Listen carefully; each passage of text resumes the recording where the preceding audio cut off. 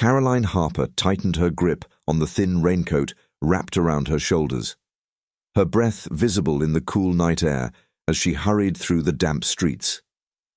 The smell of freshly baked bread and roasted coffee beans drifted from the cafes still open for the last of the evening crowd, but her mind wasn't on the warmth of food or the comfort of home. It was on the small orange prescription bottle in her palm. Empty. Her chest tightened as she clutched it harder, as if sheer will alone could change the fact that Noah's medication had run out. Her fingers trembled from exhaustion, not just from the late shift at Magnolia Cafe, but from the relentless cycle of scraping by, hoping, praying there would be just enough. Tonight, there wasn't. Pushing through the heavy wooden door of the 24-hour pharmacy, she inhaled the sterile scent of antiseptic and floor polish.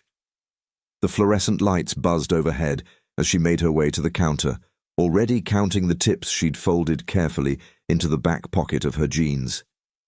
Her shift had been brutal. Long hours, rude customers, and barely enough in earnings to cover the essentials. But it had to be enough. It had to be. The pharmacist, a kind older woman with silver-rimmed glasses, gave her a soft smile. "Caroline, need a refill for Noah?" She nodded, swallowing the lump in her throat. "Yeah, just the inhaler this time." The woman's smile dimmed as she typed into the computer. "I'm sorry, honey. The insurance only covers part of it now, and the copay is..." She turned the screen slightly. $32.50. Caroline's stomach dropped. She had exactly $29.12 in her pocket. Her pulse pounded in her ears as she forced a smile, trying to keep her voice steady. "Okay, just a second."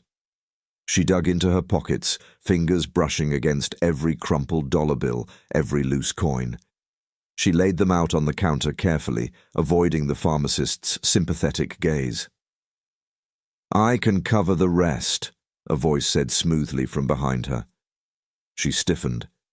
The deep, steady voice belonged to a man, one whose presence seemed to shift the air around them. Caroline turned slowly, already feeling a flicker of embarrassment crawl up her spine. The stranger stood a few feet away, dressed in an elegant dark suit that looked completely out of place in a drugstore at this hour. His striking blue eyes met hers with calm certainty, as if he had already decided she would accept his offer. Her jaw tightened. "No, thank you," she said, stuffing the money back into her pocket. His expression remained unreadable. "It's just a few dollars." "It's not about the money." His gaze flickered, assessing. "Then what is it about?" Caroline exhaled sharply. She didn't owe this man an explanation, but something about the way he looked at her, curious, not pitying, unsettled her. "I can take care of my own."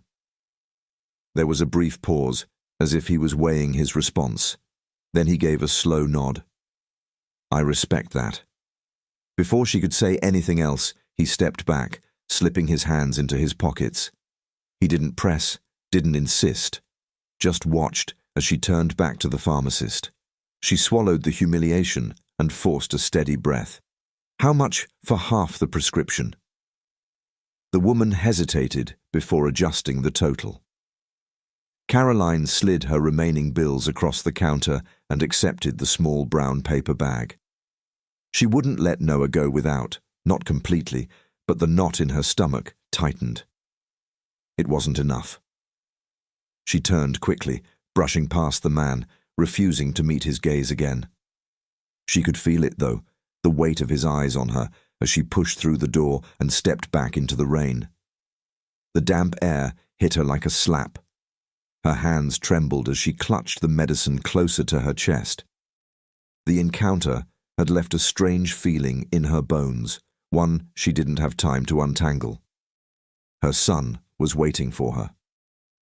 Beckett Montgomery watched as the woman disappeared into the night, the door swinging shut behind her. Pride. It wasn't something he expected to see in a moment like that, but she had it in spades.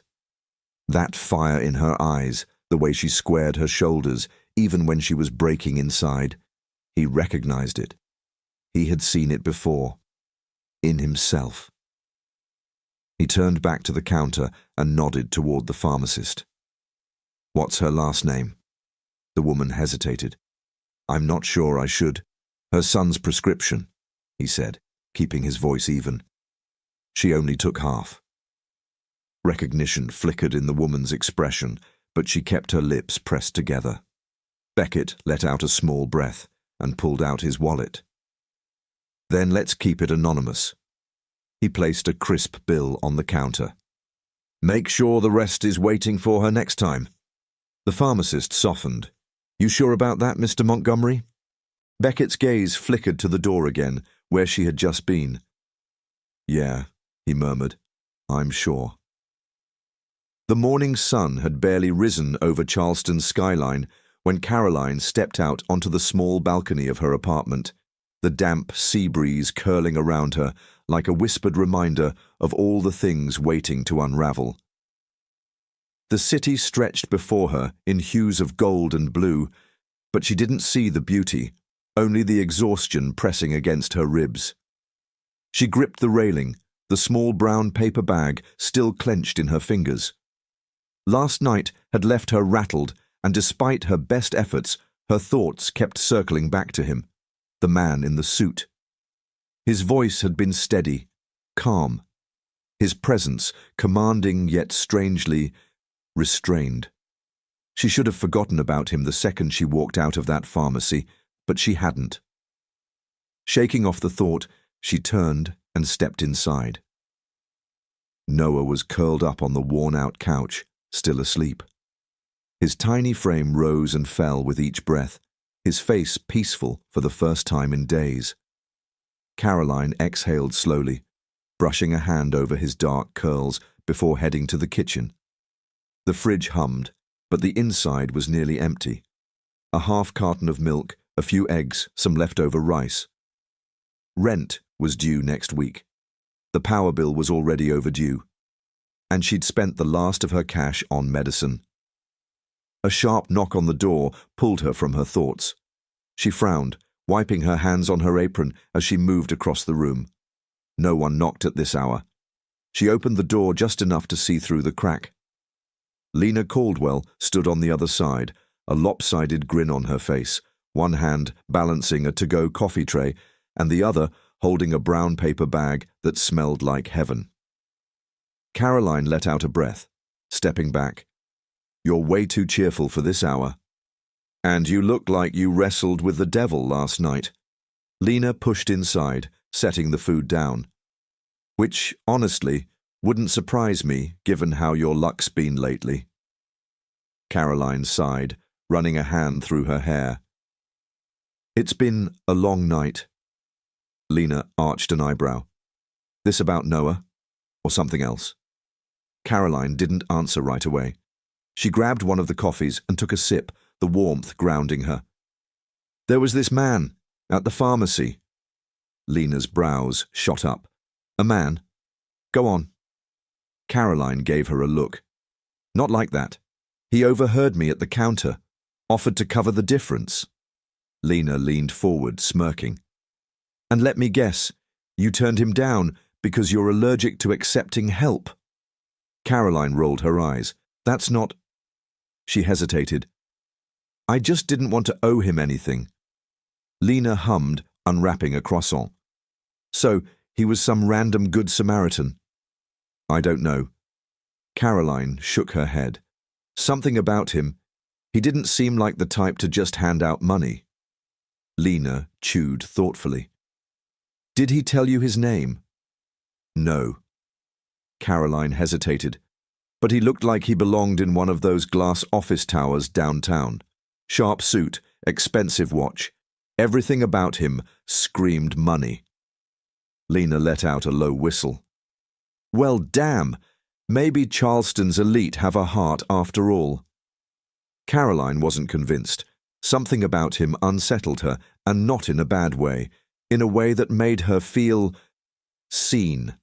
She hated that feeling. Before she could say anything else, her phone buzzed on the counter. She glanced at the screen. Unknown number. She hesitated, then answered. Hello? Miss Harper? A woman's voice, clipped and professional. Yes? This is Claire from the Magnolia House restaurant. We received your job application last week, and the executive team would like to schedule an interview with you. Caroline blinked. She barely remembered applying. It had been a long shot, a last resort kind of move. The Magnolia House was one of Charleston's finest restaurants, the kind of place with crystal chandeliers and white tablecloths. Yes, of course, she said quickly. When? Today, if possible, noon. Does that work for you? Caroline met Lena's gaze, heart racing. Yes, I'll be there. She hung up, gripping the phone tightly. Lena clapped her hands. Girl, this is huge. I don't know. Caroline chewed her lip. That place is a whole different world, and you belong in it just as much as anyone else. Lena squeezed her shoulder. This could change everything, Care. Caroline exhaled slowly, nodding. It could. But something told her she had no idea just how much. The Magnolia House was even more intimidating in person.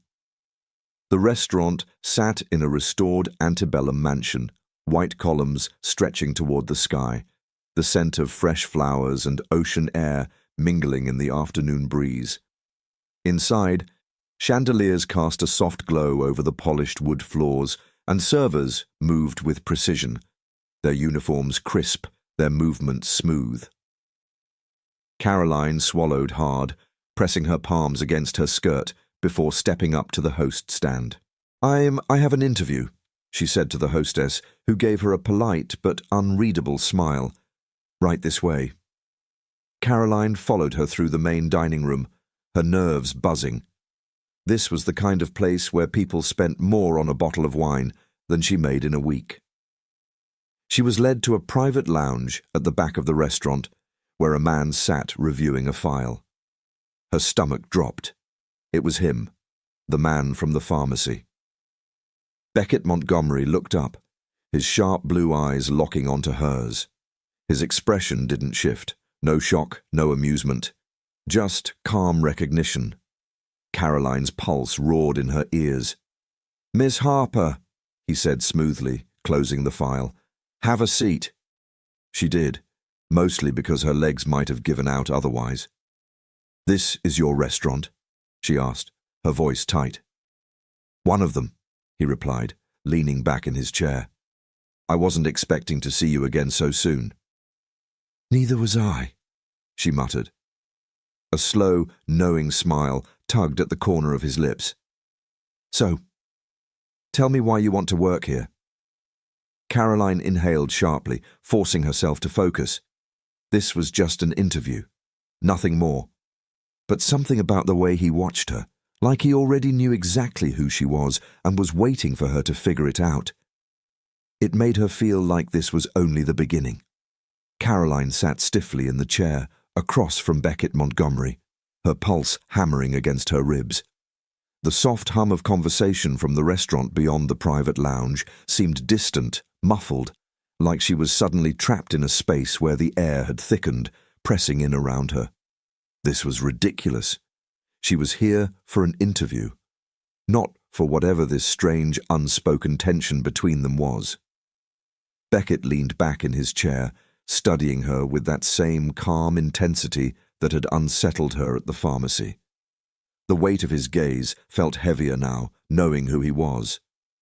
Not just some wealthy stranger offering charity, but a man who owned one of the most exclusive restaurants in Charleston. A man who was now sitting across from her, waiting for an answer. She cleared her throat, forcing herself to sit straighter. I have a background in the service industry. Been working as a waitress for years. She folded her hands in her lap, hating the way her fingers curled slightly, betraying her nerves. I'm a hard worker, fast learner, and I know how to handle difficult customers. His lips twitched slightly. I imagine you do. Caroline stiffened. What's that supposed to mean? Beckett exhaled a quiet chuckle. It means I've seen you in action, that night at the pharmacy. Her jaw tightened. You don't know me. You're right, I don't. He tilted his head slightly. But I do know you weren't going to let me help you, even when you needed it. Heat burned up her neck. She gripped the edge of her chair, barely resisting the urge to stand. If this is some kind of game to you, it's not. His voice was steady, even. I just want to know if that same determination applies to your work ethic. Caroline blinked, momentarily thrown off balance. Was that what this was? A test? She swallowed back her frustration, willing herself to stay focused. I don't cut corners. I don't take the easy way out. I do what needs to be done, no matter how hard it is. Beckett studied her for a moment, then nodded. Good. He reached for the file in front of him, flipping it open. Her resume, if she could even call it that, was clipped neatly inside.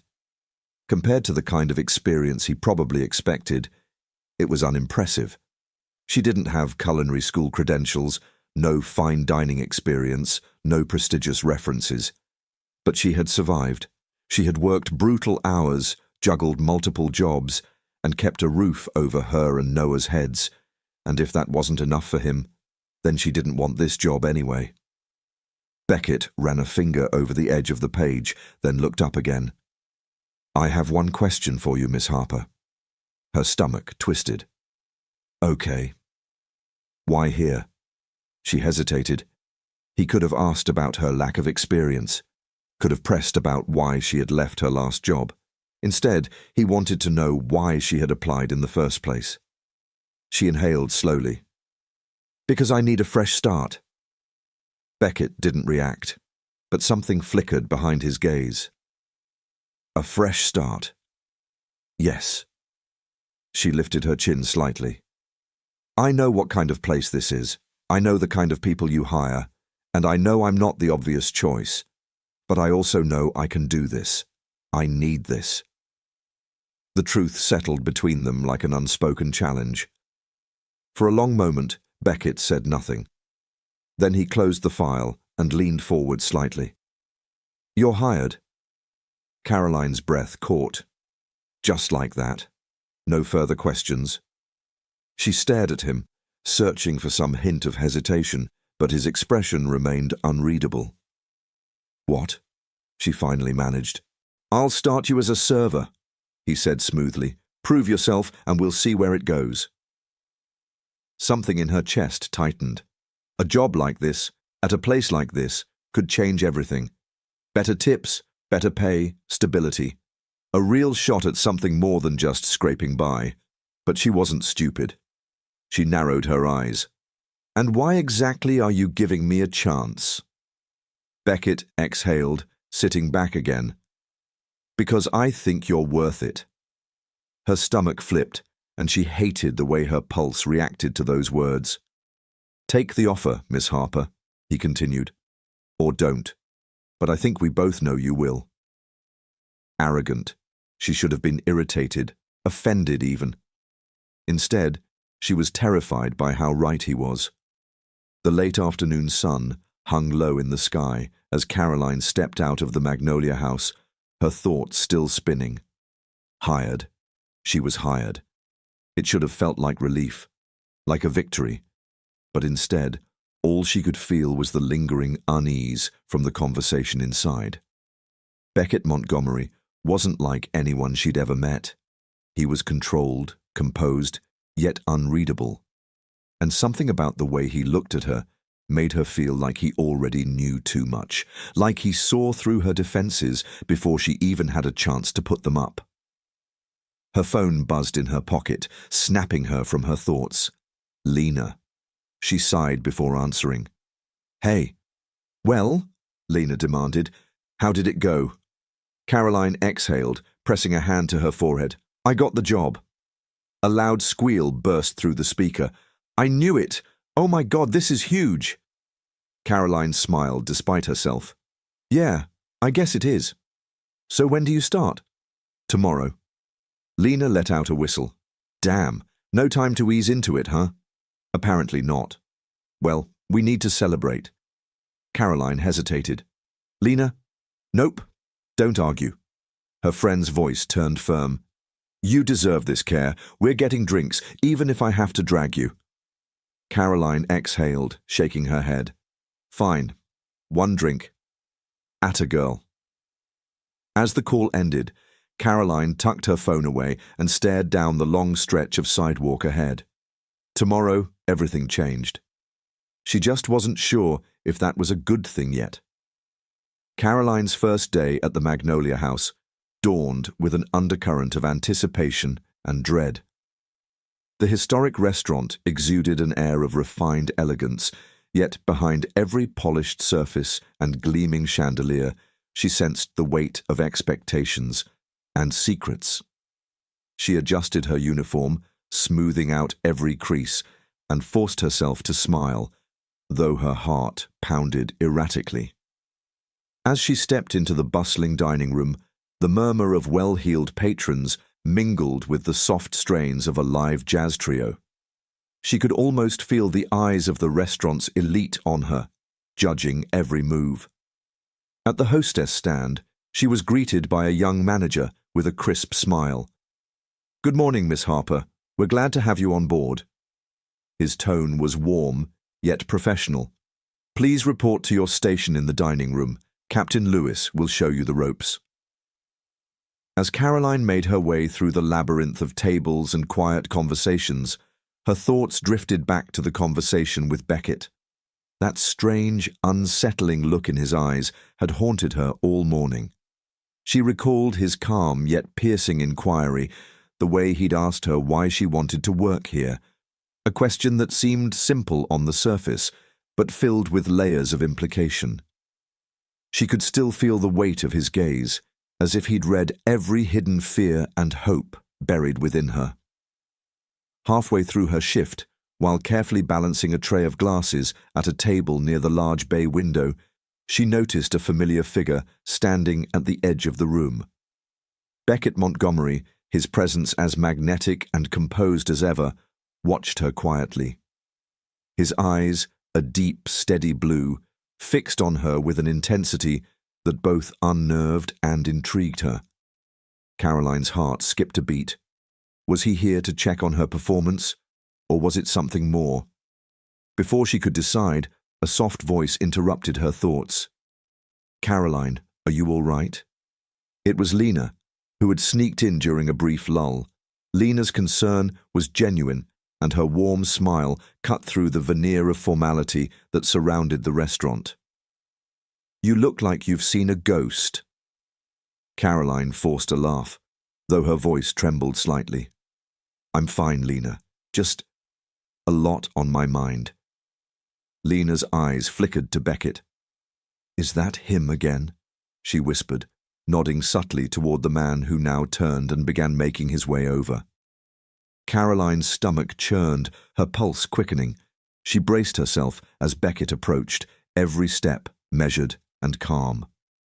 Miss Harper, he said, his voice smooth and deliberate as he reached her station. I hope I'm not interrupting.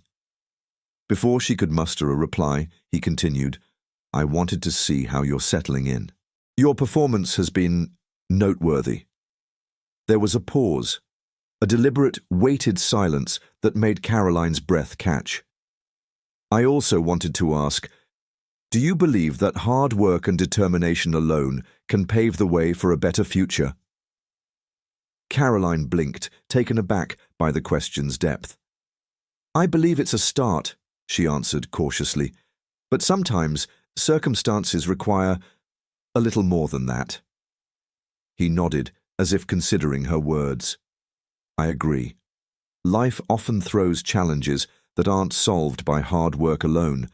Sometimes it takes a leap of faith. His tone was both advisory and intimate, making her feel as though he was speaking directly to the struggles in her heart.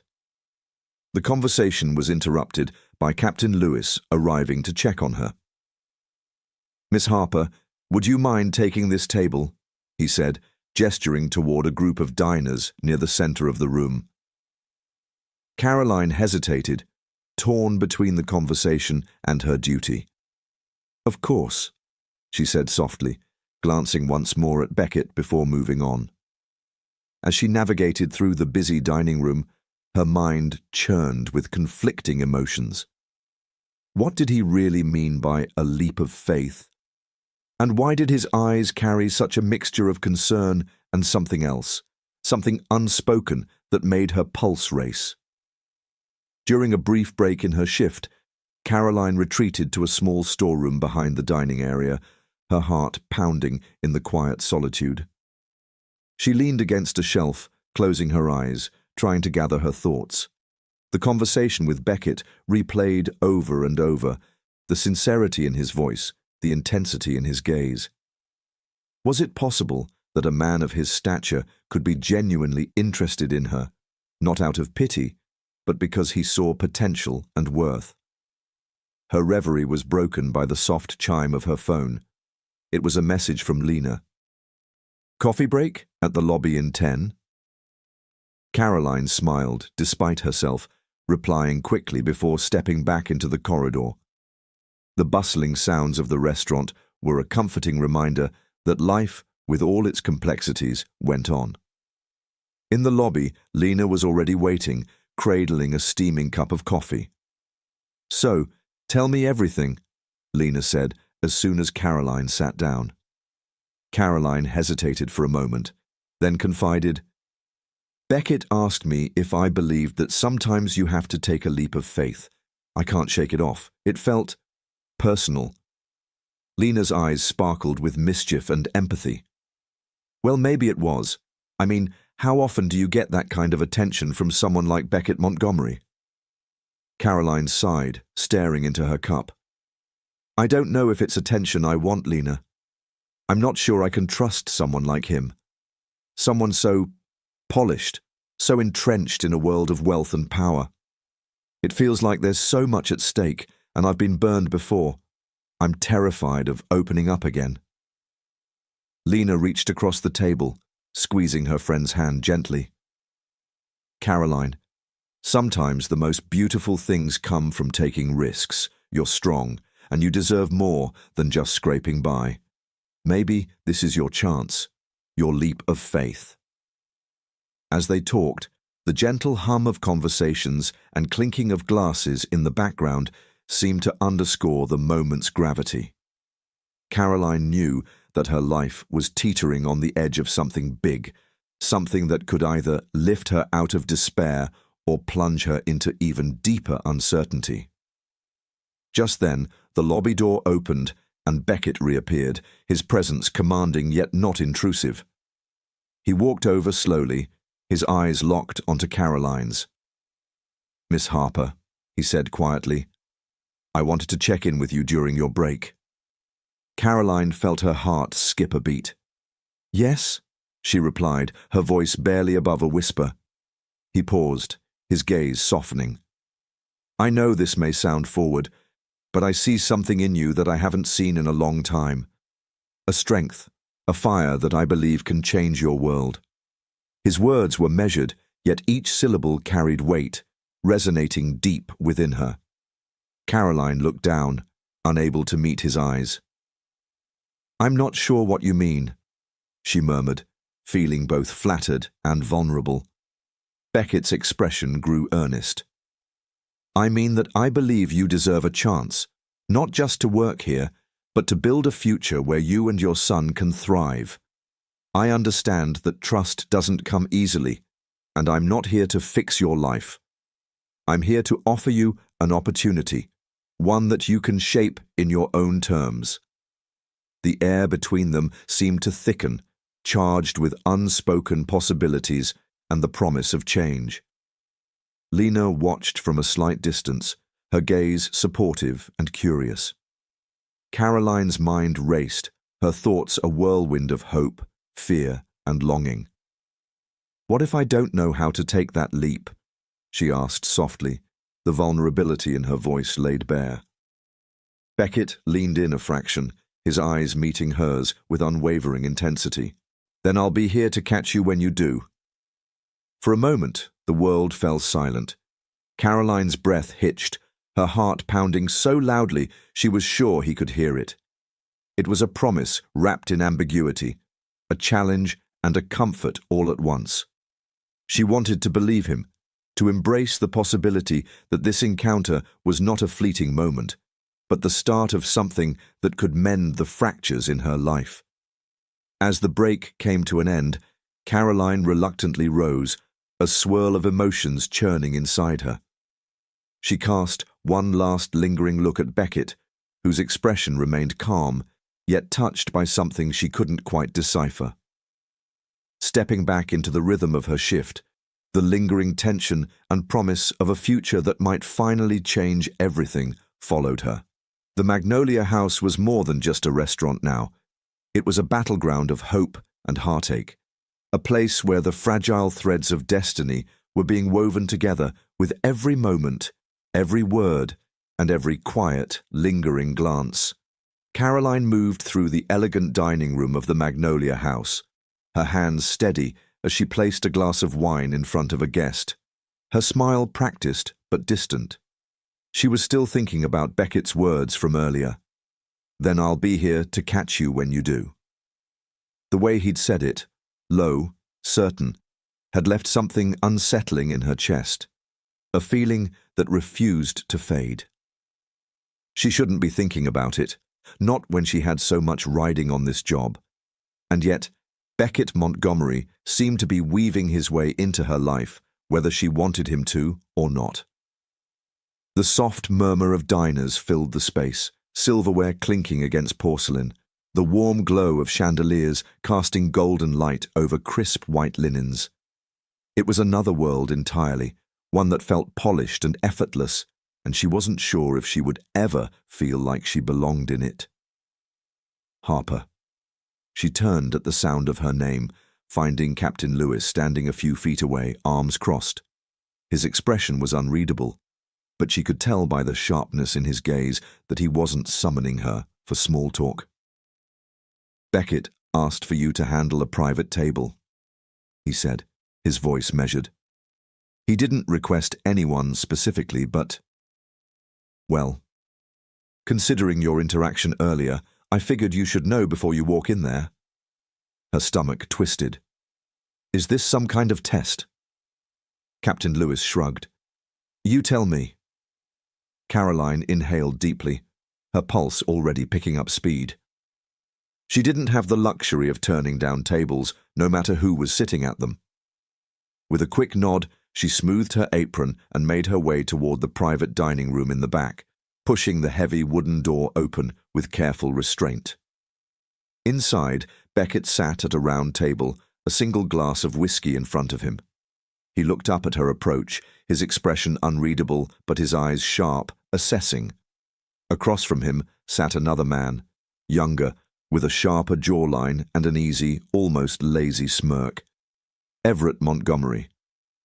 Caroline recognized him from the few times she'd seen his name in business articles, a venture capitalist with a reputation for being reckless, charming, and wildly unpredictable. She took a steadying breath and approached the table. Good evening. Can I get either of you anything to start? Everett's gaze slid over her, slow and appraising, but not in a way that made her uncomfortable, more in the way someone evaluated an interesting puzzle. Well, he drawled, setting his glass down. I see why you insisted on handling this yourself, Beck. Beckett didn't look at him. His attention remained on Caroline, his expression unwavering. I didn't insist on anything. Everett smirked. Right. Caroline kept her face neutral, but something about the way Everett spoke, the slight amusement lacing his tone, made her uneasy. She wasn't naive enough to think she hadn't become a subject of speculation. People had noticed Beckett's interest in her, and Everett, it seemed, was no exception. She turned back to Beckett. Would you like your usual? His lips quirked, just slightly. You already know my usual. Caroline exhaled, refusing to let the moment get to her. Whiskey, neat, no ice. Everett chuckled. She's paying attention. That's a rare thing. Beckett ignored him, his eyes still locked on Caroline. Yes, that'll be fine. She nodded and turned away, retreating back to the main dining area, her hands tightening into fists. The air in that room had been suffocating, charged with an energy she didn't know how to navigate. Beckett was watching her, analyzing her, and she had no idea what game Everett was playing, but she had the distinct feeling she was a piece in it. Back at the bar, she relayed the order to the bartender, taking a steadying breath as she leaned against the counter for a brief second. Lena sidled up next to her. I heard you got the VIP table, Caroline huffed. If that's what we're calling it. Lena tilted her head, studying her. You okay? I don't know. She ran a hand through her hair. There's something weird about this whole thing. The way Beckett looks at me, the way his brother acts like there's some kind of inside joke I'm not in on. Lena's brows lifted. Oh, honey, you are the inside joke. Caroline shot her a look, and Lena lifted her hands in surrender. I just mean, you're new, you've caught Beckett's attention, and that alone makes you interesting to them. But also, you're different from the usual crowd they run with. Maybe that's throwing them off. Caroline exhaled, glancing back toward the private room. I don't like feeling like a spectacle. Lena nudged her lightly. Then don't let them turn you into one.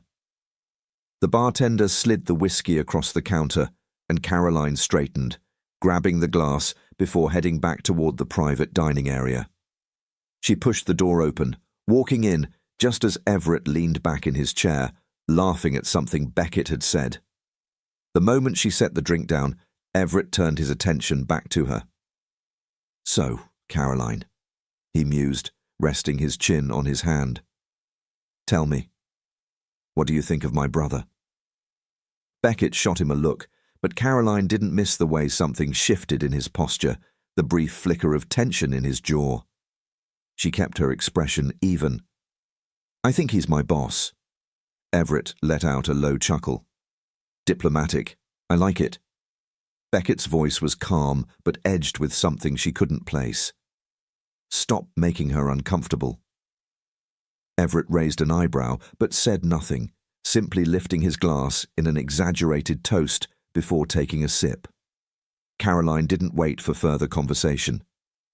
Let me know if you need anything else. Beckett held her gaze for a second longer before nodding. Thank you, Miss Harper. As she walked out, the tension in her chest refused to ease. She felt like she had just been tested in a game she didn't even know she was playing. One thing was certain. Whatever was unfolding between her and Beckett Montgomery, it wasn't just professional anymore. And that terrified her more than she wanted to admit. The Magnolia House buzzed with life as the evening crowd settled in, voices mingling with the delicate clinking of silverware against fine china. Caroline moved through the dining room with precision, her focus on the work, not the lingering unease curling in her stomach. But no matter how hard she tried to push it aside, she could still feel the weight of Beckett Montgomery's gaze from earlier, the silent tension crackling between them like a match waiting to be struck. She had spent the past hour trying to convince herself that it didn't matter, that it was just another night at work, another shift to get through. But she couldn't shake the feeling that something had shifted, that being around him, being in his world, was slowly pulling her into a current she didn't know how to escape, and she wasn't sure she wanted to.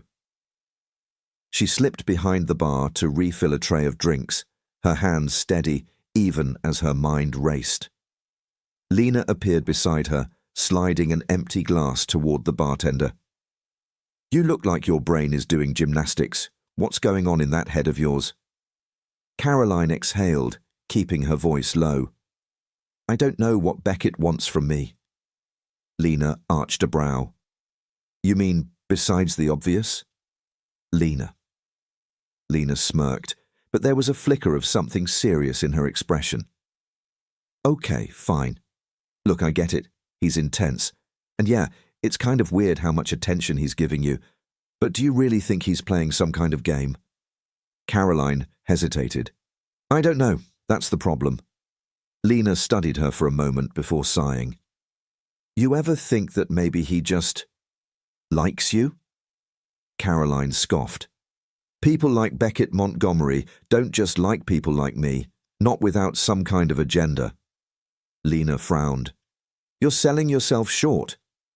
Before Caroline could respond, a deep, smooth voice cut through the space behind her. I'd have to agree. Her stomach clenched. Slowly, she turned to find Beckett standing just beyond the bar, watching her with that same quiet intensity. He wasn't in the private dining room anymore, wasn't sitting in some distant, unreachable corner of the restaurant. He was here, in her space. Lena cleared her throat, glancing between them before grabbing her tray. I'm going to go anywhere but here. She shot Caroline a pointed look before disappearing into the dining room. Caroline swallowed hard. Did you need something? Beckett studied her for a moment before speaking. I wanted to apologize for earlier. That threw her. For what? His jaw tensed slightly. Everett likes to test people. He enjoys seeing how far he can push before someone pushes back. It was unfair to put you in that position. Caroline crossed her arms, leveling him with a look. And what position was that exactly? He held her gaze. Being under a microscope. Her breath hitched, caught between frustration and something else, something she didn't want to name. She should walk away. She should excuse herself, find an excuse to slip back into the comfort of routine. But she didn't. Instead, she said, Why do you care? Beckett's lips parted slightly, as if he hadn't expected the question. Then, after a beat, he said, Because I see you, Caroline. Her throat tightened. It was such a simple statement, and yet it felt like he had just reached inside her and pulled out something she had been trying to bury for years. She forced out a breath. You don't know me. I'd like to. The words sent a sharp, electric current down her spine. Silence stretched between them, thick and unyielding, until Caroline finally took a step back, shaking her head. I should get back to work. Beckett nodded, but there was something in his expression that told her he wasn't letting this go. As she turned away, heart pounding against her ribs, she knew this wasn't just about a job anymore. And that terrified her more than anything. The night stretched on, the restaurant finally beginning to wind down as the last of the guests finished their meals. Caroline busied herself with closing duties, wiping down tables, stacking menus, anything to keep her mind from spiraling into places it didn't belong. She was reaching for a stack of linens when a voice stopped her. Miss Harper. She turned to find Captain Lewis standing near the entrance, arms crossed. You have a visitor, he said, nodding toward the lobby. Caroline frowned. She wasn't expecting anyone. Wiping her hands on her apron, she made her way through the dining room, her heart pounding slightly as she stepped into the dimly lit lobby. And then she saw him. Noah's father. James Walker stood near the front desk, hands shoved into his pockets, his expression unreadable. Caroline's stomach dropped. She hadn't seen him in years, and suddenly the air in the room felt unbearably tight. What are you doing here? She asked, voice barely above a whisper. James exhaled, glancing around the room before meeting her eyes. I heard you were working here. Figured it was time we talked. Caroline's fingers curled into fists. There's nothing to talk about. His gaze flickered with something she couldn't quite place. Regret? Guilt? She didn't care. I just want to see him, James said. Her chest constricted. She shook her head. Number, you don't get to walk away for years and then decide you want to see him. James sighed, running a hand through his hair. I messed up, okay? But I want to fix things. A cold, bitter laugh bubbled in her throat. You don't just fix disappearing, James. You don't get to decide when you feel like being a father. His jaw tightened, and for a moment she thought he might argue. But then he let out a slow breath, nodding once. I'll be around, he said, if you change your mind. Then, without another word, he turned and walked out into the Charleston night. Caroline stood frozen, her hands shaking. She barely registered the sound of footsteps approaching behind her until a voice cut through the haze. Everything all right? She didn't have to turn to know it was Beckett. Her eyes stung, but she refused to let the emotions spill over. I don't know, she admitted. Beckett was quiet for a long moment. Then he said softly, Do you want to talk about it? She inhaled sharply, and, for the first time in a long time, she wasn't sure if she wanted to say no. The night air outside the Magnolia House was thick with the scent of the ocean, warm and humid like it always was in Charleston. Caroline stood just beyond the restaurant's grand doors, her arms wrapped tightly around herself as she watched James disappear down the street. Her heart pounded in her chest, each beat a reminder of the past she had worked so hard to keep buried. James Walker, the father of her child. The man who had walked away before Noah could even speak his name. And now he was back. She swallowed hard, willing the lump in her throat to disappear, but the weight of the moment settled deep in her bones. Behind her, Beckett stood in the doorway, his presence steady, unwavering. She could feel his gaze on her, the quiet patience in the way he didn't press, didn't ask. He was just there. A breath shuddered past her lips as she turned slightly, glancing at him. I didn't expect to see him again. Beckett nodded, his hands tucked casually into his pockets, but his expression was unreadable. How long has it been? 8 years, she admitted, the words tasting bitter. No phone calls, no visits, nothing. Beckett's jaw tensed, but he didn't say anything right away. Caroline let out a dry, humorless laugh. And now, all of a sudden, he wants to see Noah.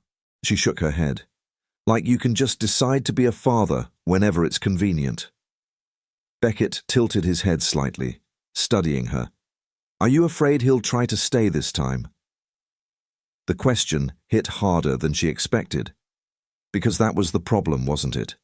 She wasn't just afraid of James leaving again, she was afraid of what would happen if he didn't. She exhaled, forcing herself to meet Beckett's gaze. I don't know if I have it in me to let him try. Silence stretched between them, thick with something unspoken.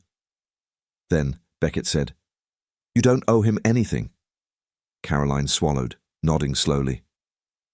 I know, but knowing it didn't make it any easier. A beat passed before Beckett took a step forward, his voice quieter now. And if you ever need to talk about it, I'm here. Her breath hitched slightly, and for a moment she wasn't sure what to say.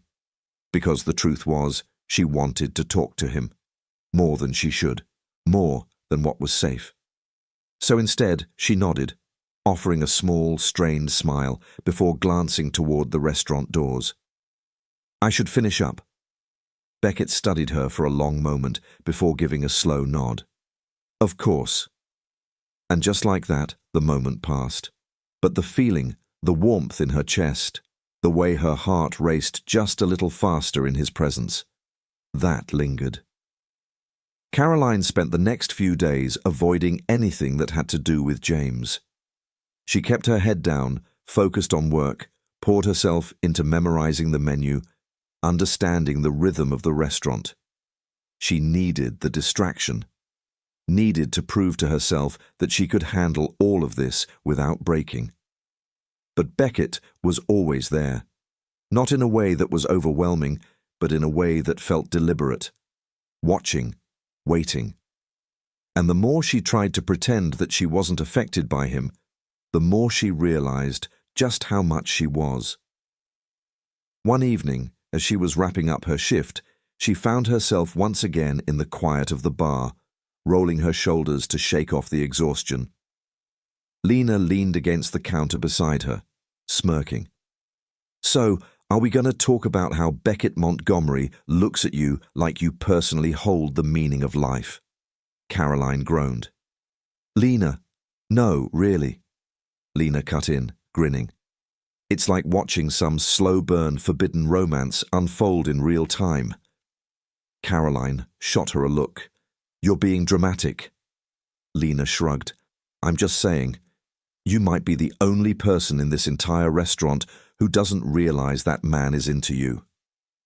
Caroline exhaled sharply, rubbing a hand over her face. Even if that were true, it wouldn't matter. Lena's brow lifted. "Wouldn't it?" Before Caroline could answer, movement caught her eye, and she turned just in time to see Beckett approaching. Lena, ever the opportunist, took one look at him and quickly excused herself. Caroline sighed, setting down her tray as Beckett stopped beside her. "You're still here," he noted. "Long day," she murmured. He studied her for a moment, then gestured toward the quiet restaurant. "Come take a walk with me." Caroline blinked. "What?" "You need a break," Beckett said simply, "and I could use the company." For a second, she hesitated, because this wasn't just work anymore, but something in the way he was looking at her, something in the way he wasn't pushing, wasn't demanding, just asking, made her nod. "Okay," she said softly. Beckett nodded once, then turned toward the back entrance. Caroline followed. The air outside was cooler than she expected, the streets quieter now that the dinner rush had passed. Beckett walked beside her, hands tucked into his pockets, his pace slow and unrushed. They didn't speak right away, and surprisingly, Caroline didn't mind. It had been a long time since she'd been around someone who didn't feel the need to fill the silence. After a few moments, Beckett finally spoke. "You know, I built the Magnolia House for someone like you." Caroline frowned slightly, glancing at him. "Someone like me?" He nodded. "Someone who needed a chance." She let that sit between them for a moment. Then, quietly, she asked, "And who gave you yours?" Beckett exhaled, a small, almost bittersweet smile touching his lips. "An old friend. Someone who saw something in me before I saw it in myself." There was something almost vulnerable in the way he said it, and it made Caroline's chest tighten. She turned slightly, studying him. "And now you do the same for others?" His gaze met hers, something unreadable flickering in his eyes. "When I can." Caroline swallowed, looking away. "Must be nice." He tilted his head. "What?" "To have someone believe in you," she admitted, her voice softer now. Beckett was silent for a long moment. Then, his voice low and sure, he said, "I believe in you, Caroline." Her breath caught. She didn't know why those words hit so hard, why they felt like they were unraveling something inside her, but they did. And as she looked up at him, standing there beneath the glow of the Charleston streetlights, she realized maybe she wanted to fall. Maybe, for the first time in a long time, she wanted to take the leap. The scent of salt lingered in the evening air as Caroline walked beside Beckett through the dimly lit streets of Charleston.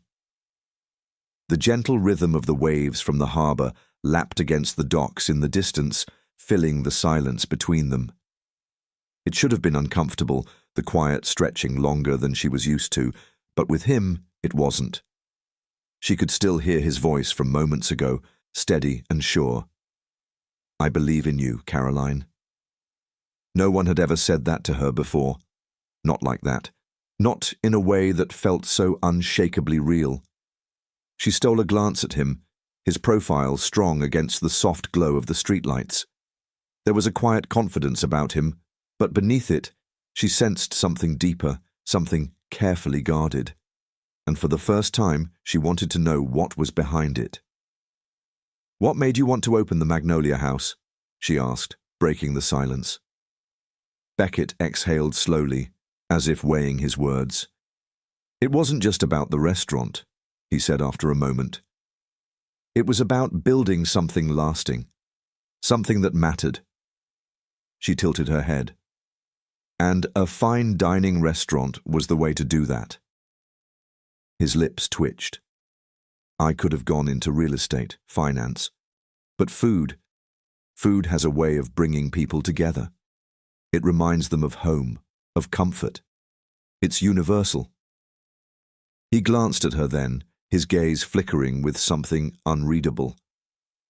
"Kind of like how a good meal can change someone's entire day." Caroline hesitated, her fingers brushing against the fabric of her apron. She thought of the countless shifts she had worked, the tired smiles of customers who just needed something, a warm plate, a kind word, a reason to keep going. "I get that," she admitted. "It's why I love the job. Even on the worst days, there's something about seeing someone take that first bite and knowing for at least a moment things feel right." Beckett nodded, his expression softening. "Exactly." They walked in step, the conversation settling between them like an unspoken understanding. But just as she was about to ask him something else, a voice called out from across the street. "Well, if it isn't Charleston's golden boy." Caroline turned just as Everett Montgomery strolled toward them, hands in his pockets, a slow smirk curving his lips. Her stomach twisted. She had seen that look before, mischief wrapped in charm, a man who knew exactly how to unsettle a situation with nothing more than a well-placed remark. Beckett exhaled, but his expression remained unreadable. "Everett." Everett's eyes flicked between them before landing on Caroline. "And here I thought you were just another name on the employee roster," he mused, his gaze assessing. "But it seems like you've earned yourself some special attention." Caroline stiffened. "I don't know what you're implying, but—" "I think you do." Everett cut in smoothly, his smirk deepening. "You work for Beckett. You've caught his eye. And if history tells us anything, that's never just a coincidence." Caroline's pulse pounded in her ears, but before she could say anything, Beckett's voice cut through the tension. "Everett," he said, his tone calm but firm, "this isn't your business." Everett let out a low chuckle, shaking his head. "Oh, Beck, everything about you is my business." His gaze slid back to Caroline. "So tell me, how much has he told you?" Caroline frowned. "Told me what?" Everett's smirk didn't falter, but there was something sharper beneath it now. "That you're not the first."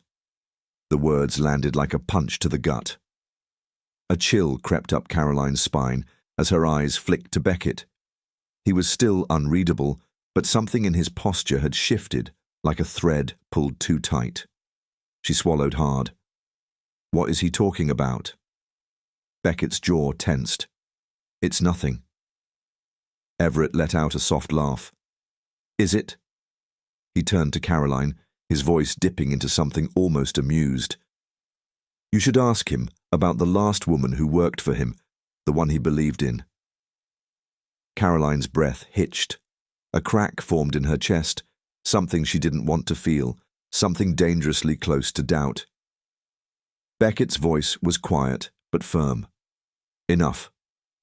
Everett raised his hands in mock surrender. "Just thought she deserved the full picture." And with that, he turned and walked away, disappearing into the night, like a ghost, leaving behind nothing but questions. Caroline stood frozen, her heart hammering, the weight of the conversation pressing down on her. Beckett let out a slow breath, running a hand through his hair. "Caroline." "Is it true?" she asked, her voice barely above a whisper. He hesitated, and that hesitation was answer enough. Caroline exhaled sharply, shaking her head. I should have known. His eyes darkened. It's not what you think. Her throat tightened. Then tell me what it is. Silence. A beat too long. And suddenly, it all felt like too much. She took a step back, her heart pounding. I can't do this, she whispered. Beckett's expression faltered, but he didn't stop her as she turned and walked away, each step feeling heavier than the last. She had let herself believe for just a moment that maybe he was different. But now, she wasn't sure she wanted to know the truth at all. The scent of rain lingered in the Charleston air as Caroline walked briskly through the quiet streets, her pulse hammering against her ribs. The city's familiar glow, soft streetlights reflecting off wet pavement, the distant hum of the harbor, felt suffocating tonight. Everett's words played on a loop in her head. You're not the first. Ask him about the last woman he believed in. Her breath hitched as she forced herself to walk faster, needing to get away from it, from Beckett, from the questions clawing at the edges of her mind. She had been stupid to think this was different. She had let her guard down, let herself believe, for a moment, that Beckett Montgomery wasn't like the others, that he wasn't just another man who thought he could fix things with money, with empty promises wrapped in charm. She should have known better. Her hands trembled as she fished her phone from her pocket, dialing the only person who wouldn't try to talk her out of her own instincts. Lena picked up on the first ring. Tell me whose car I need to key. Despite the pressure in her chest, Caroline let out a choked laugh. I need to get out of my own head. Where are you? Near the harbor, she said, exhaling. I'll meet you at Clancy's. 10 minutes. Caroline nodded, even though Lena couldn't see her. Thanks. Always. She ended the call and tucked her phone away, pulling her jacket tighter around herself as she crossed the street. She needed to breathe. She needed to stop feeling like she was coming undone. Clancy's was one of those places that had been around forever. Dimly lit, tucked between a row of old brick buildings, the kind of bar where people came to forget things. The scent of cedar and aged bourbon clung to the air as Caroline stepped inside, shaking off the damp chill of the evening. Lena was already there, perched at the bar with 2 drinks in front of her. She slid one toward Caroline the second she sat down. Talk to me, Lena said, watching her closely. Caroline wrapped her fingers around the glass, the cool condensation grounding her. Everett Montgomery told me I wasn't the first. Lena's brows furrowed. The first what? To get Beckett's attention. Lena let out a low breath. Oh. Caroline took a sip of her drink, letting the warmth settle in her stomach before setting it down. Apparently there was someone else before me, and judging by the way Beckett didn't deny it, I'd say Everett wasn't lying. Lena's expression softened. Care, it's not exactly shocking that Beckett has a past. He's, well, him. Caroline shook her head. That's not the part that bothers me. It's the fact that he didn't tell me, that someone else had to. She swallowed hard, staring down at the amber liquid in her glass. I can't do secrets, Lena. Not after everything I've been through. Lena reached out, squeezing her wrist gently. Then ask him for the truth. Caroline let out a breathy laugh. You make it sound so simple. Because it is. Lena met her gaze.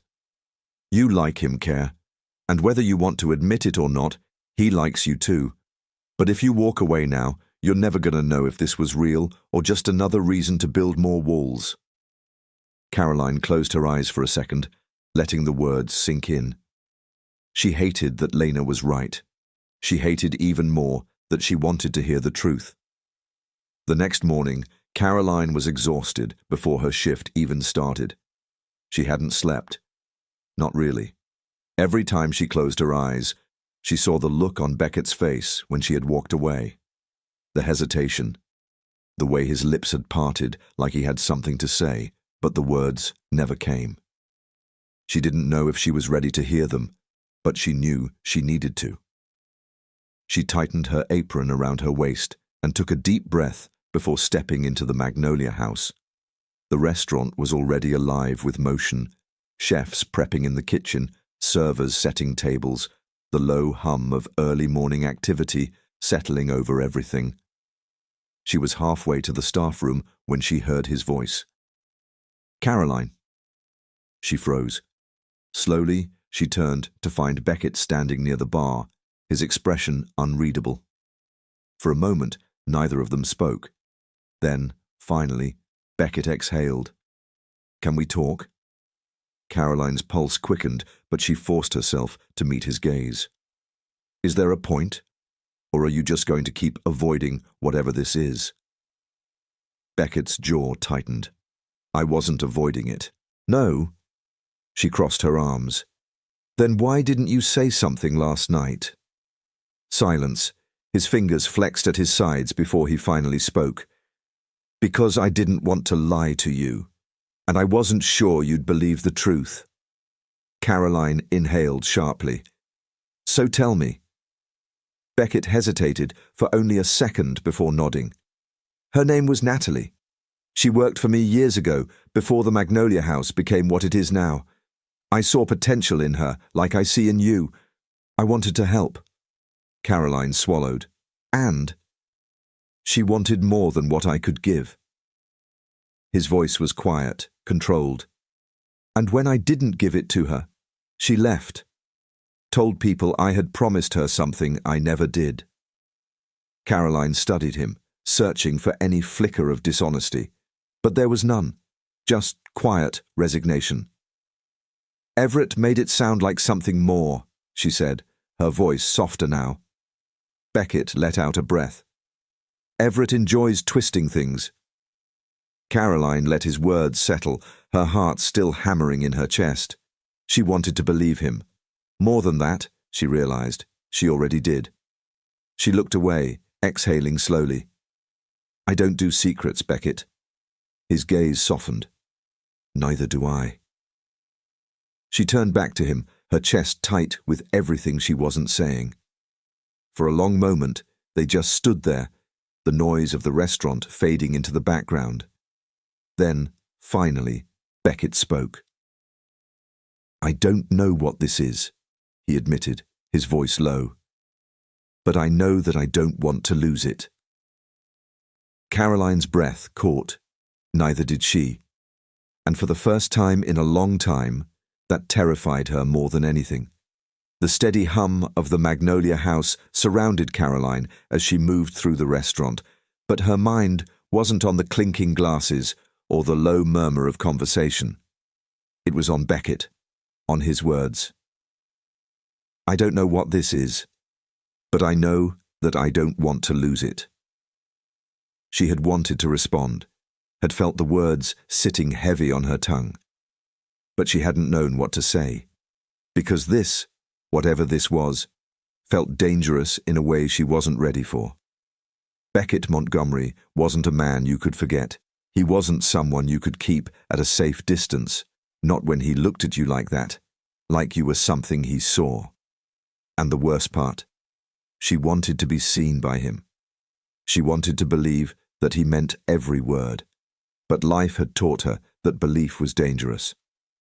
So she had done what she always did. She had walked away. Now, hours later, as the night wound down and the last of the guests lingered over their final drinks, she found herself back at the bar, staring blankly at the half-polished wine glass in her hands. "You keep rubbing that any harder, and it's going to disappear."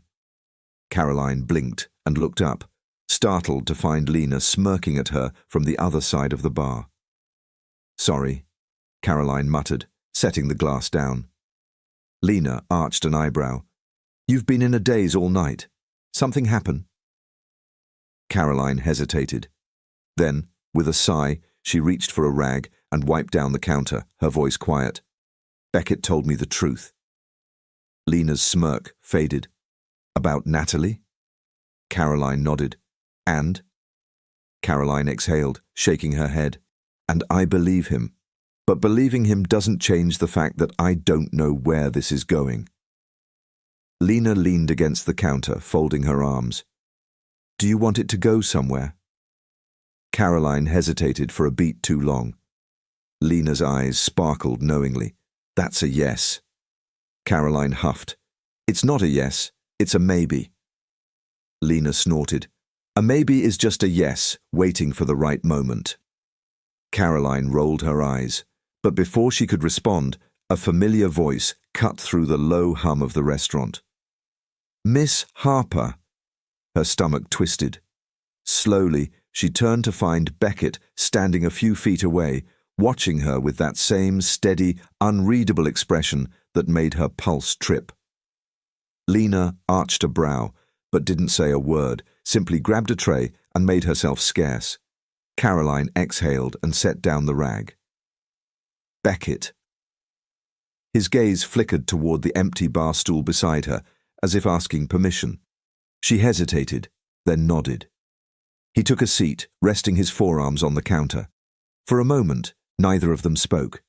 Then, quietly, Beckett said, Are you afraid of me? Caroline's breath caught. She stared at him, caught off guard. What? His gaze didn't waver. You keep running, and I keep wondering if it's because of me. Her chest tightened. I'm not afraid of you, she said, her voice softer now. Beckett studied her for a long moment. Then he leaned in slightly, his voice quieter. Then what are you afraid of? Caroline's fingers curled against the counter, getting it wrong. His brow furrowed. She exhaled, looking down. People like me. We don't get second chances, Beckett. We don't get to risk things, because if we lose, there's nothing left to fall back on.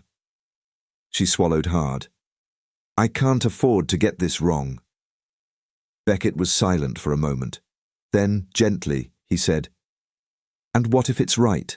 Her breath hitched. She looked up, meeting his gaze. There was no pressure there, no demand, just quiet certainty.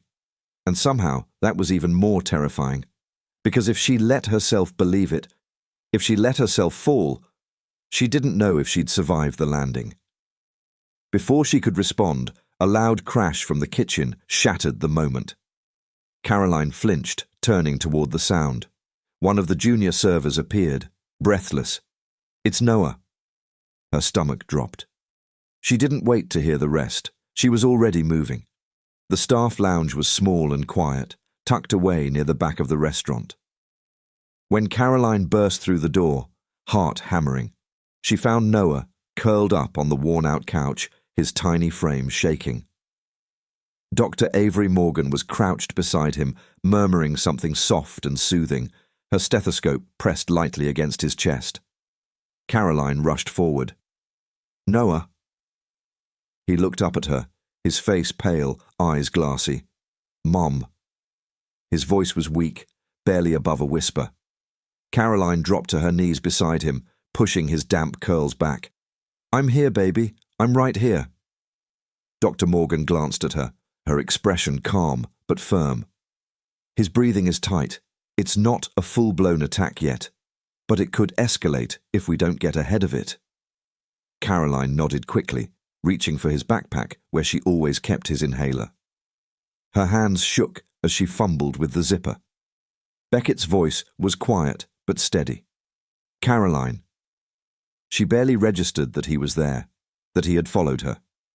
She finally pulled out the inhaler, pressing it gently against Noah's lips. Breathe in, sweetheart. That's it. Noah obeyed, taking slow, measured breaths. Dr. Morgan placed a hand on Caroline's shoulder. He's okay, but I want you to bring him in for a checkup tomorrow. Caroline swallowed hard, nodding. Noah blinked up at her, exhaustion heavy in his small features. I'm sorry. Caroline's chest ached. You have nothing to be sorry for. He curled into her, and she held him tightly, pressing a kiss to his forehead. She barely noticed Beckett crouching beside them until his voice broke through the silence. "I'll take you both home." Caroline looked up, and for the first time, she didn't push him away. Because in that moment, she realized something. Beckett Montgomery wasn't just offering her comfort. He was offering her steadiness, and maybe, just maybe, that was exactly what she needed. The ride home was quiet, save for the steady hum of the tires against the wet pavement. Rain had started to fall, light and rhythmic, dotting the windshield in slow-moving trails. Caroline sat in the passenger seat of Beckett's sleek black SUV, her fingers curled protectively around Noah's small hand as he dozed against her side. His breathing had evened out, slow and steady now, but she could still feel the faint tremor of exhaustion in his tiny frame.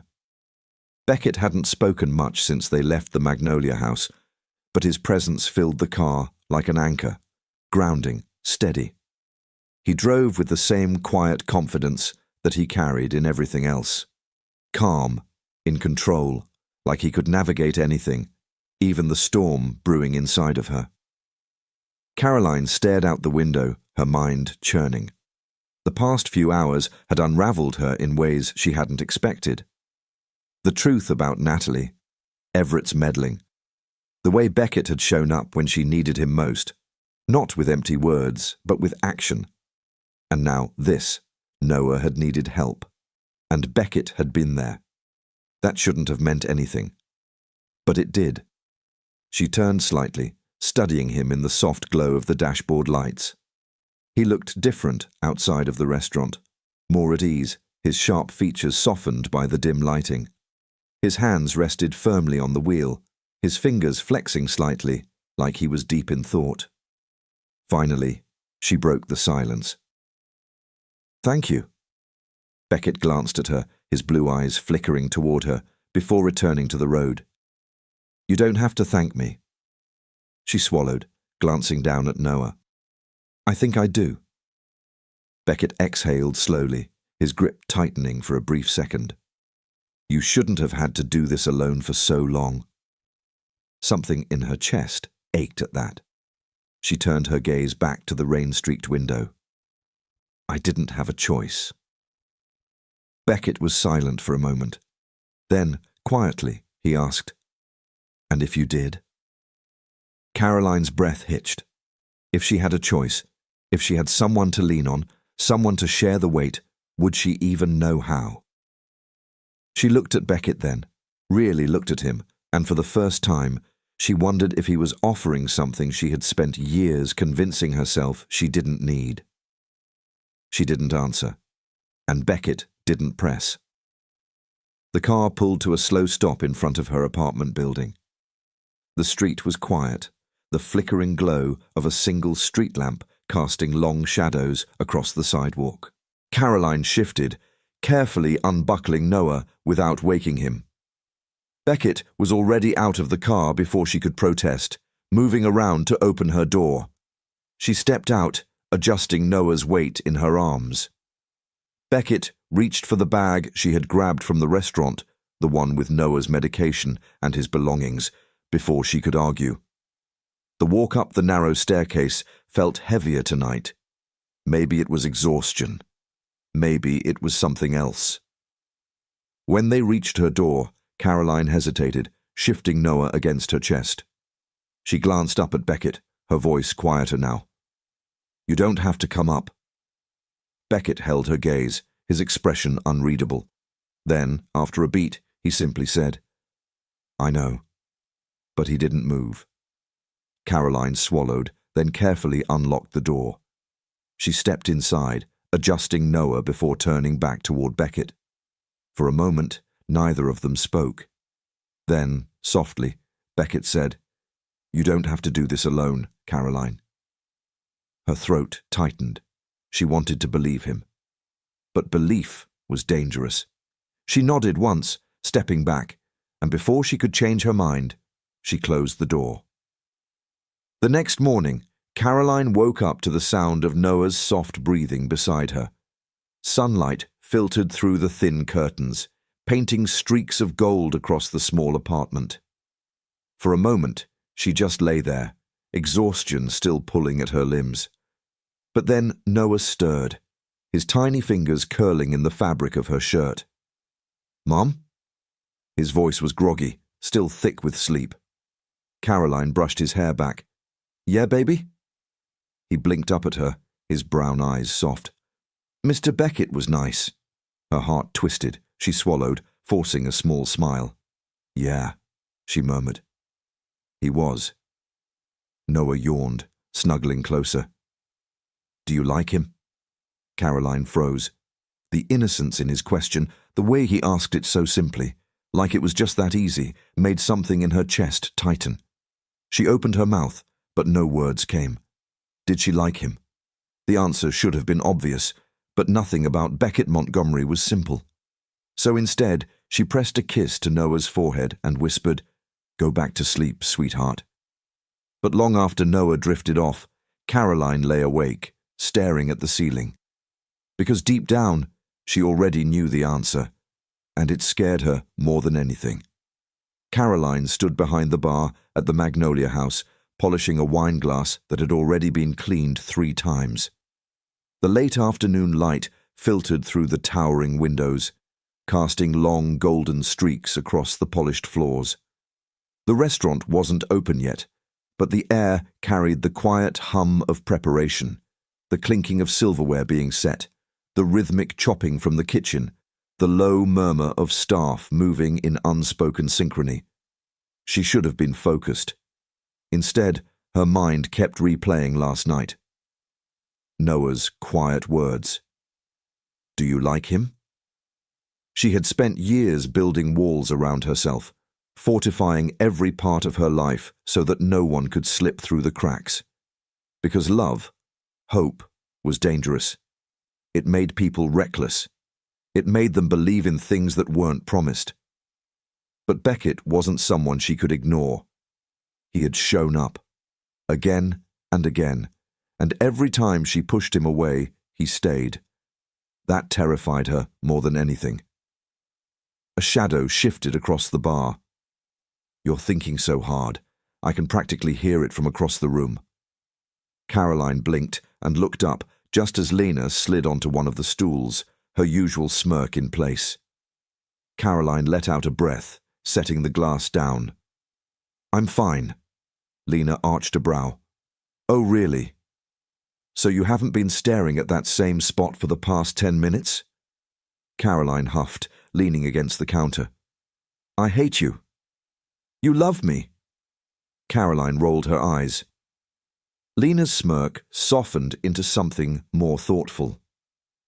"So, when are you going to admit it?" Caroline didn't bother pretending not to know what she meant. She ran a hand through her hair. "I don't know if I can." Lena propped her chin on her palm. "What's stopping you?" Caroline hesitated. "I don't trust it." Lena frowned. "Trust what?" Caroline swallowed. "That someone like Beckett doesn't just walk away." Lena's expression shifted, the teasing glint in her eyes replaced by something softer. "Not everyone leaves care," she said quietly.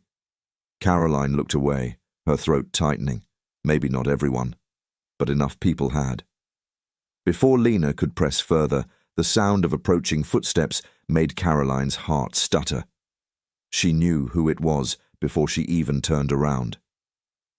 Beckett. He stepped up to the bar, his gaze steady. "Caroline." She exhaled, nodding. "Beckett." Lena glanced between them, then pushed off the stool with a knowing smirk. "I just remembered. I have somewhere very important to be." Caroline shot her a glare, but Lena just winked before disappearing into the back. Silence stretched between them. Beckett watched her carefully, his blue eyes unreadable. "Can we talk?" Caroline's fingers tightened around the rag she was still holding. She could say no, she could walk away. But she didn't. She set the rag down. "Okay." Beckett exhaled, as if he had been bracing for a different answer. He nodded toward the side door leading to the restaurant's private patio. "Come with me." Caroline hesitated, then followed. The patio was empty, the air warm with the lingering heat of the day. The sounds of Charleston drifted in from beyond the ivy-covered walls. Distant laughter, the occasional honk of a car, the hum of life moving forward. Beckett leaned against the railing, crossing his arms as he studied her. She beat him to it. "What happened with Natalie?" His lips pressed together slightly. Then, after a long pause, he said, "She wanted something I couldn't give her." Caroline folded her arms. "And what was that?" Beckett's gaze was steady. "She wanted me to fix her life." A lump formed in Caroline's throat. Beckett exhaled. "I helped her because I believed in her, because she was talented, hard-working. But at some point, she started believing that I owed her something, that because I had helped, I had to keep helping." His jaw tightened. She wanted a life that wasn't built on her own terms. Caroline swallowed, her voice quieter now. "And what about me?" Beckett held her gaze. "You don't need me to fix your life," he said. "You've already been doing that on your own." Her breath hitched. "I don't want to rescue you, Caroline. I want to stand beside you." The words cracked something inside her. She had spent so much of her life running, protecting herself, waiting for the moment someone would disappoint her. But Beckett hadn't. He was still here. She looked away, her heart hammering. "I don't know how to let someone do that." Beckett took a step closer, his voice softer now. "Then let me show you." Her chest tightened. She wanted to. God, she wanted to.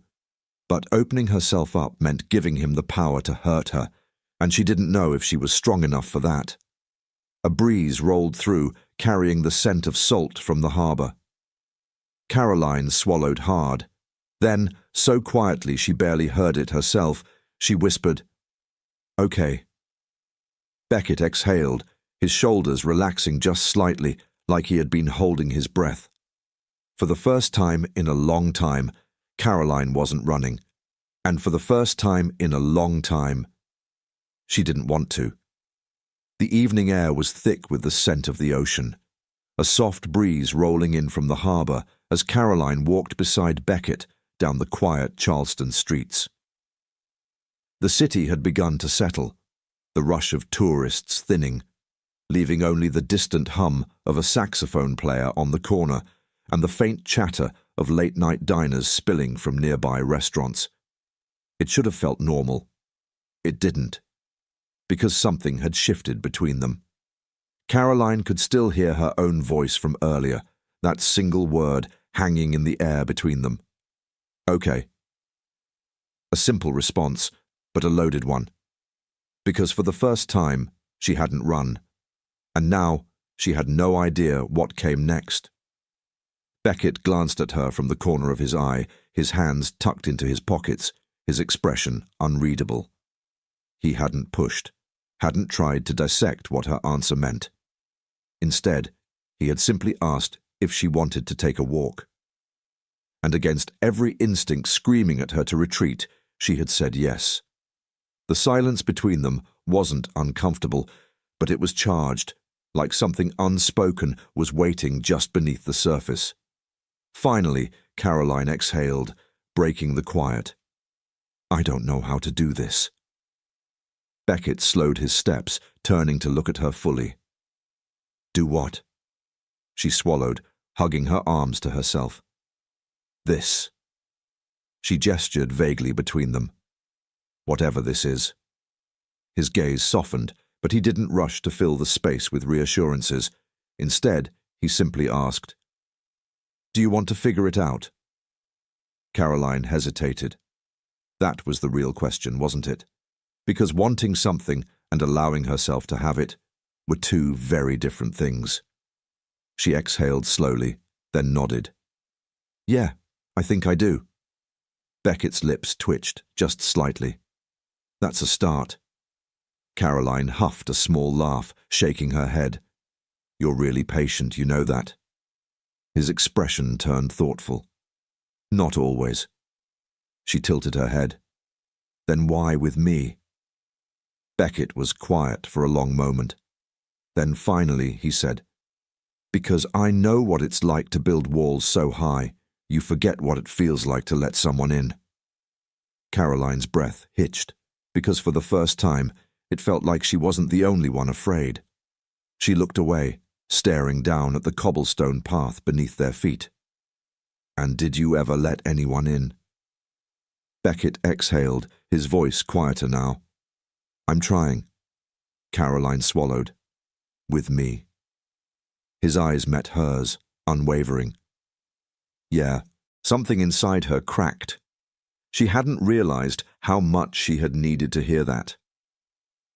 They reached a quiet stretch of the waterfront, the lights from the harbor reflecting in the still water, casting everything in a soft, golden glow. Beckett stopped, resting his hands on the iron railing, gazing out over the water. Caroline hesitated for only a second before stepping beside him. For a moment, they just stood there, the sounds of the city distant, the air between them thick with things unsaid. Then Beckett spoke, his voice barely above a whisper. What scares you the most about this? Caroline exhaled. That it won't last. Beckett was quiet for a long moment. Then he turned to her, his blue eyes steady. And what if it does? Her throat tightened. Because that thought was even more terrifying. She had spent so long preparing for people to leave, for things to fall apart, that she didn't know how to accept the possibility that someone might actually stay. Beckett reached for her hand, his touch gentle, his fingers barely brushing against hers. He didn't take, didn't pull, just offered. A choice. Caroline stared at their hands, at the way her fingers trembled slightly. Then, slowly, hesitantly, she let herself hold on. Beckett's grip tightened, just enough to let her know he was there. And for the first time in a long time, she let herself believe that maybe, just maybe, she didn't have to do this alone. The night air felt different, heavier, charged. Caroline didn't know if it was because of the warmth of Beckett's hand wrapped around hers or the quiet weight of what had just happened between them. She had taken his hand. It had been a small movement, barely a shift in the air, but it had changed everything. For the first time, she hadn't pulled away. For the first time, she had chosen this. Beckett hadn't said anything after that. He hadn't pressed, hadn't tried to turn the moment into something bigger than it was. Instead, he had simply stood beside her, fingers laced with hers as the city stretched before them, as if he was giving her time to catch up to what was happening between them. Now, as they walked back toward her apartment, his hand still in hers, the silence between them wasn't tense. It was thick with understanding. Caroline's heart pounded with every step. She wanted to say something, she needed to, but the words tangled in her throat, caught between fear and something dangerously close to hope. As they reached her building, she hesitated at the bottom of the steps.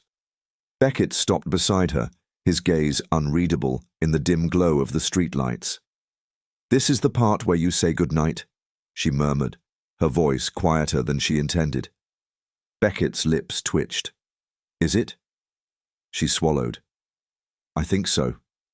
His thumb brushed absently over the back of her hand, sending a soft shiver down her spine. "And what if I don't want to?" Her breath hitched. For a long moment, they just stood there, the city humming softly around them. Then finally, she whispered, "Then don't." Beckett's expression shifted, just slightly, but enough that she felt it deep in her chest. Slowly, carefully, he reached up, his fingers grazing her jaw as if he was waiting for her to stop him. She didn't. His thumb traced the curve of her cheek, his breath warm as he murmured, "Caroline."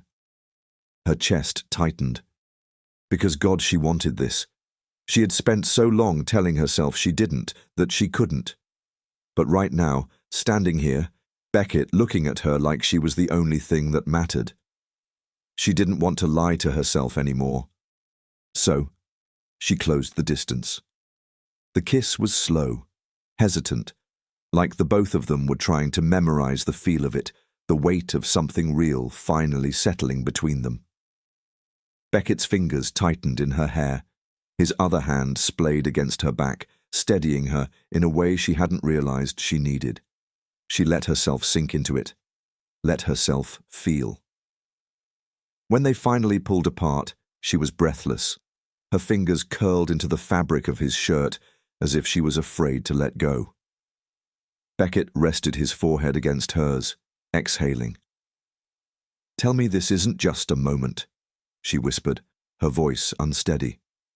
His fingers tightened at her waist. "It's not." A lump formed in her throat. She believed him. For the first time, she let herself believe him. She exhaled slowly, stepping back just enough to meet his gaze. "I think I'm falling for you, Beckett." His lips curved, just slightly, but his eyes held something deeper. "You're not alone in that, Caroline." Her chest ached, because for the first time in a long, long time, she wasn't afraid of falling. The sun dipped below the Charleston skyline, casting the city in soft hues of gold and amber. The air carried the scent of the ocean, mingling with the rich aroma of fresh bread and simmering sauces wafting from the Magnolia House. Inside, the restaurant buzzed with its usual rhythm, elegant, refined, and full of life. But for Caroline, tonight felt different. She stood near the entrance, smoothing down her apron, but her fingers trembled slightly. Not from nerves. No, those had faded over time. But from the realization that this place, this moment, meant something more than just another shift. This was home. She had spent so much of her life surviving, waiting for the other shoe to drop. But here, in these walls, in this life she had slowly built, she wasn't just surviving anymore. She was living. A soft chuckle pulled her from her thoughts. "You're thinking too hard again," Beckett murmured, stepping beside her. Caroline glanced up at him, her heart doing the now familiar flutter it always did when he was close. "I do that sometimes." His lips twitched. "I've noticed." She rolled her eyes, but the warmth in his gaze made her breath catch. Things between them had changed, slowly, carefully, in a way that felt real. After that night on the waterfront, after that kiss that had unraveled everything she thought she knew about herself, she had stopped fighting it, stopped fighting him. And Beckett, patient, steady Beckett, had never rushed her. He had just been there. Now he reached for her hand, brushing his fingers over hers like he was testing the weight of the moment. "Big night," he said, nodding toward the dining room. Caroline swallowed. "Yeah." Because tonight wasn't just another shift. Tonight was the first time she would be leading. After weeks of training, of proving herself, Beckett had handed her the reins. "You've earned this," he said quietly, reading her thoughts. She let out a slow breath.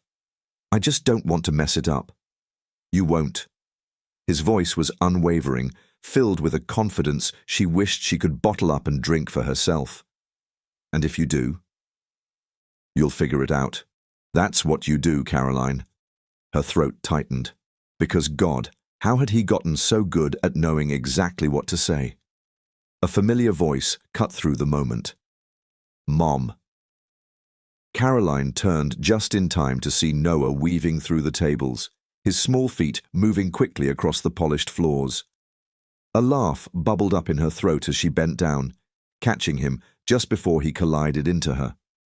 "Hey, baby, what are you doing here?" Noah grinned, his curls bouncing. "Lena said there was a surprise." Caroline shot a look toward the bar, where Lena was leaning casually against the counter, smirking. "Did she?" Lena shrugged. Don't look at me. Caroline narrowed her eyes, but before she could press further, a throat cleared behind her. She turned and froze. James Walker stood near the entrance, his hands tucked into his pockets, uncertainty flickering in his gaze. Her chest tightened. It had been weeks since she had last seen him, weeks since he had asked to be part of Noah's life. And now, here he was. Caroline felt Beckett shift beside her, his presence steady, unwavering. She wasn't sure what she would have done without it.